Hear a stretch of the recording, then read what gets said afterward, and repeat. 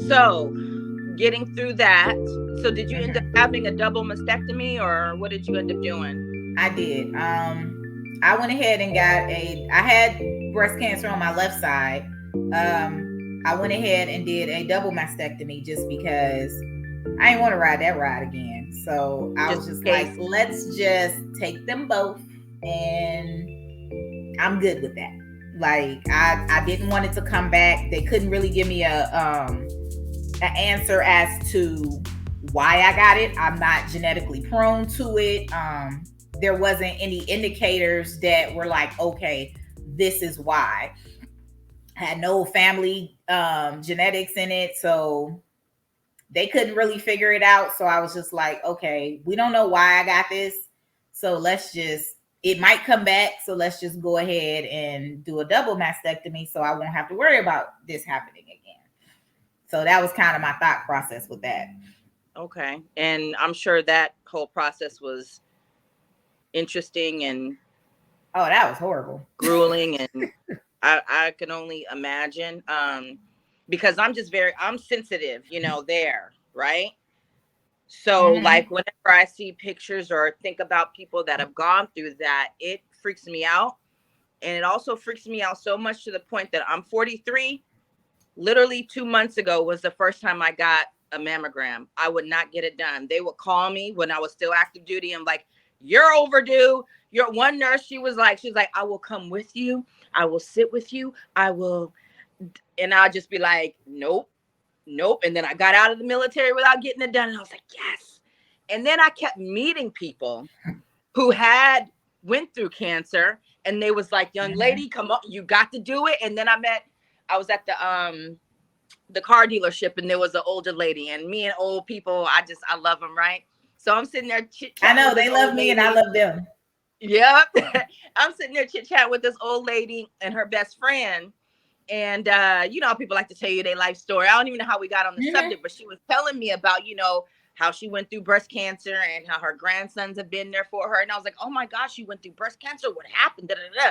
So she's telling me the story, and I was just like, I was like, I'm scared. I can't. She was like, she looked me in my face. She said, oh, you're gonna do it.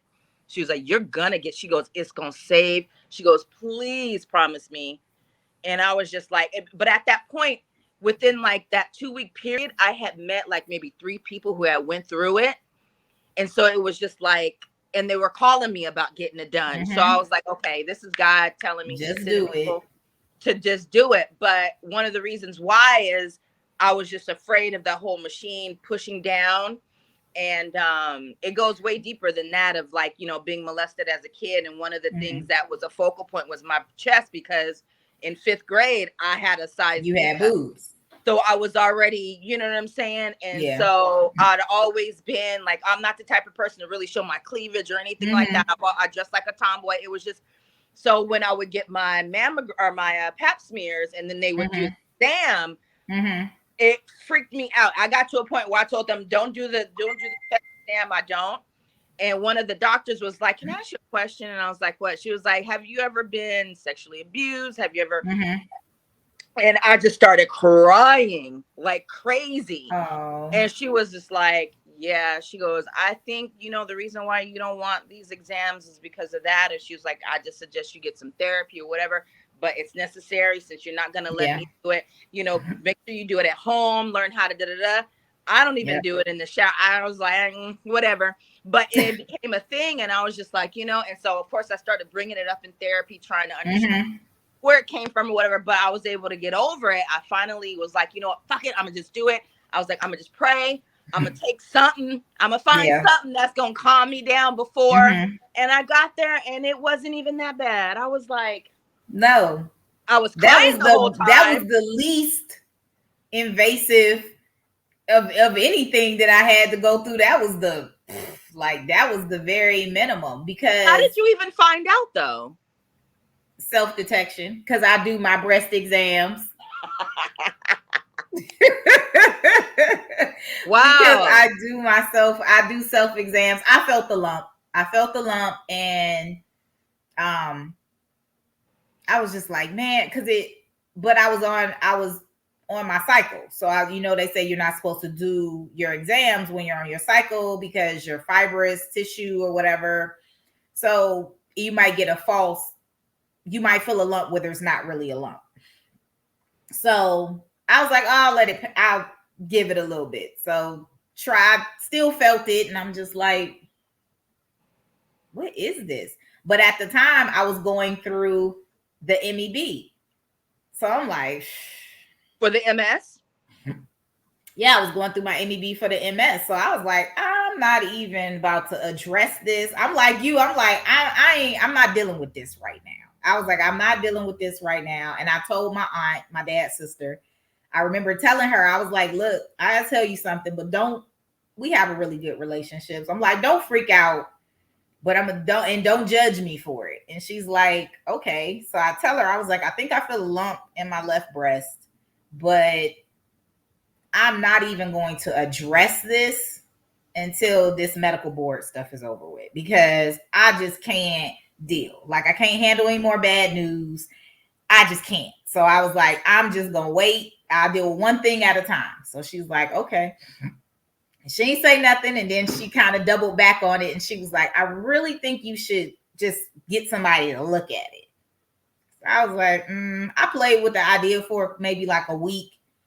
And funny thing, I worked in women's health. I was the flight chief.